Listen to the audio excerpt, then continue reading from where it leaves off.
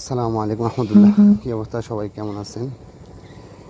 এই দোকানগুলো হলো আমাদের এলাকার দোকান। এটা আমাদের এলাকা। পাশে যেটা দেখছেন সেটা হলো জামিল রশিদিয়া মাদ্রাসার দক্ষিণ শাখা নুরানী হেফজ বিভাগ। এই দক্ষিণ শাখায় আমি পড়াশোনা করেছি এবং কি আমার বন্ধুবান্ধব অনেকেই পড়াশোনা করেছে। এখানে আমাদের ছোটোবেলায় কেটে গেছে। এখানে আমরা সার্বক্ষণ আমরা আড্ডা দিয়েছি, খেলাধুলা করেছি। অ্যাকচুয়ালি এটা আমাদের অনেক আবেগের জায়গা। শুধু আমার না, অনেকেরই আবেগের জায়গা এখানে। এখানে অনেকেরই ছোটোবেলা হারিয়ে গেছে, ছোটোবেলা আমরা এখানে কাটিয়ে দিয়েছি। তাছাড়া সবথেকে বড় কথা হলো এই আমি যে দোকানে ঢুকতেছি এখন বর্তমানে, এই দোকানটা আমাদের ছোটোবেলা থেকে দোকানটা ছিল আমাদের আনোয়ার ভাইয়ের দোকান।